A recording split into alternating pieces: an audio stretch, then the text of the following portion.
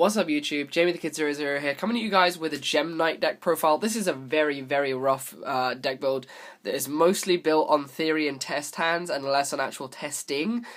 But I've noticed a few people asking for this list, and I haven't wanted to play Gem-Knight since Rabbit went to 1, but I was putting my Laval stuff back in my binder from yesterday's video, and I figured, hey, why not? It's all here in the binder, I'll take it out and I'll build it. I threw it together quickly, I threw together some test hands. It works, but it could probably do with some refining, so I want to stress that this is a beginning list that functions, but you may want to test it and kind of rework it to your own specific playstyles. It's the way I'd really recommend any of my deck lists be treated, but I wouldn't want you to treat this as a finished build. This is definitely first draft. This is definitely build it, test it, and go, this works, this doesn't work. So I'm going to get into the list and show you guys what I'm playing. I've taken a lot of things from in this from my older lists that I used to use, and I've kind of tried to update it as best I can to account for the lack of the rabbit. But the lack of the rabbit is very painful. You do want to get to that rabbit as fast as you can. If it just gives you so much advantage. So we're getting into the list. For our Gem-Knights, we play 3 copies of Gem-Knight Garnet and 2 copies of Gem-Knight Tourmaline. These are our rabbit targets. Because of the one rabbit and the fact that the rabbit isn't, you don't have to use it, but you kind of want to use it if you can. Your main target is of course going to be your Garnet. That's why I don't want to run 6 normal monsters.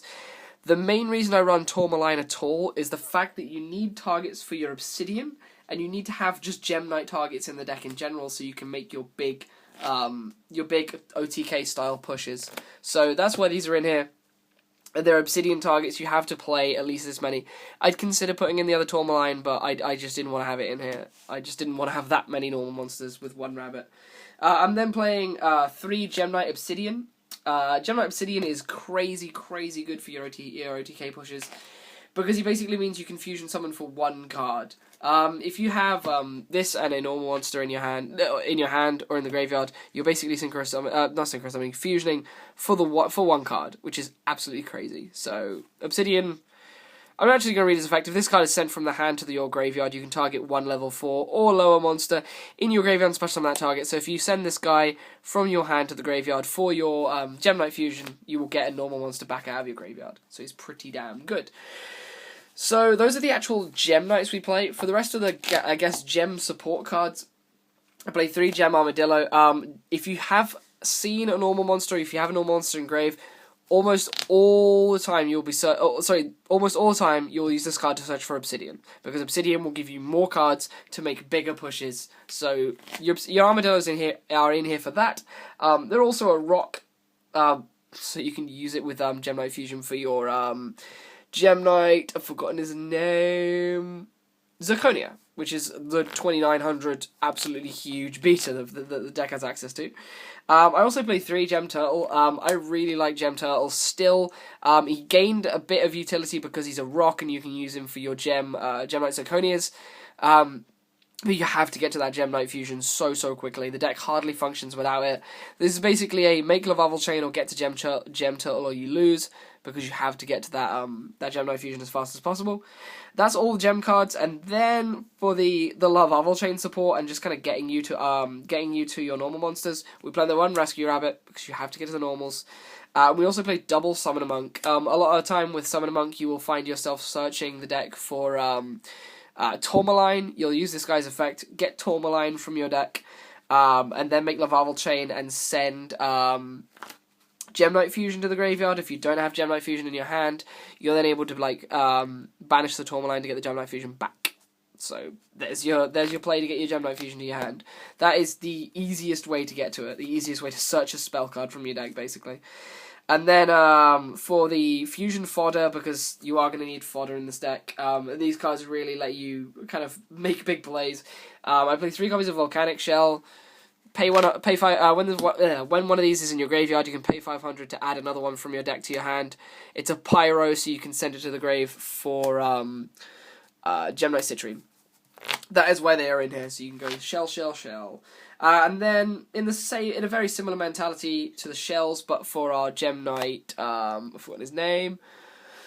Prismaura, we play 3 copies of Thunder Dragon. Thunder Dragon is your +1 guy. You can ditch him to the graveyard to search 2 more from the deck. A lot of you guys will know this from the old Exodia deck.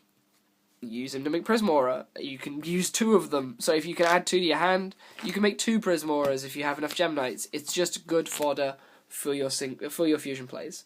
So that is the monster lineup. For the spells, we have 1 clearance card, Dark Hole. 2 instant fusion. This is to get us towards our Laval chain plays. I should really learn not deck profile at 1:30 in the morning, shouldn't I? This gets us towards our Gem-Knight fusion plays and Laval chain play by playing 1 Thunder, 1 Pyro, and 1 level 4 target for making Laval chain. That is the reason why we play these.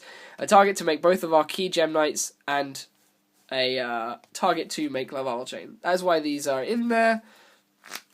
That's literally all I need to say on them now that I've actually explained all the mentalities about them. Just realised my speaker was in shot. Continue on, we play 3 of the best card in the deck, Gem-Knight Fusion. Gem-Knight Fusion, I'm going to read this. It's basically your polymerization. Send from your hand or side of the field to the graveyard fusion material monster that's not a Gem-Knight Fusion monster. Then special summon it. And if this card is in your graveyard, and this is the important bit, you can banish 1 Gem-Knight monster from your graveyard and add this card to your hand. You can do this as often as you like. So this card has 2 uses. 1, making your big spirally OTK plays. And 2, Gem-Knight Prismaura has a pretty cool effect where he says you can send 1 Gem-Knight card from your hand to the graveyard to target a face-up card on the field and destroy it. Gem-Knight Fusion is a Gem-Knight card that can bounce itself out of the graveyard. So you can basically give this card free fuel for its destruction effect, which is pretty cool. Because we want our plays to go off, we play triple MST. And I should say that because this is a combo-based deck, I have taken the Hoban route on it, and I am playing triple Upstart Goblin. The Upstart Goblins have 2 utilities. A, making this a 37-card deck, getting you through the deck a lot quicker. And B, it's also a spell that you can send for Summon a Monk. And I found originally my spell lineup was a bit low to really support a Summon a Monk, and when I put in the Upstart Goblins, the Summon a Monk test-handed a lot better. So that's why I play the Upstarts. I've explained it. If you want to have that biased hatred, you can. The Triple Reckless, I also have a double reasoning for this. First reasoning is, yes, it reduces the number of cards in your deck even further, gets you towards your combo pieces even better. And also, this deck, kind of like Dark World and other OTK, and some other OTK-based decks, you want to have as many Gem-Knights in your hand as possible when you want to start going off. And your Reckless Greed can be that card that gets you to the last Gem-Knight you need, gets you to the last few cards in hand you're going to need, and that is why I play the Reckless Greed, because when I'm going to go off, I activate the Reckless Greed, it gets me more Gem-Knights, it can mean the difference between an OTK or just a big field. If you're going to have the biased hatred on it, feel free.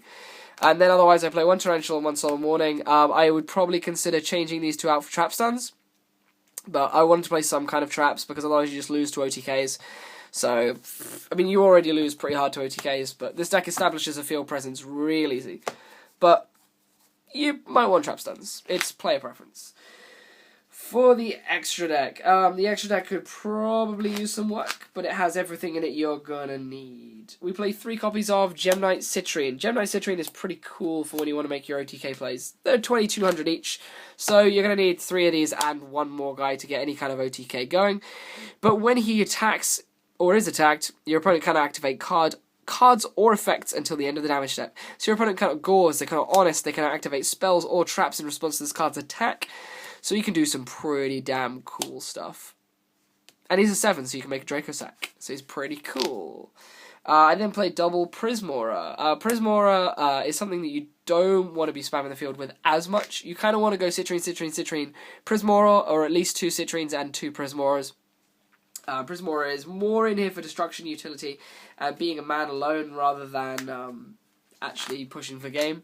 But you play the 2 because you can make 2 with the Thunder Dragons in 1 turn, and 2450 is nothing to laugh at. That is 4,900, so it's a damn sight close to game.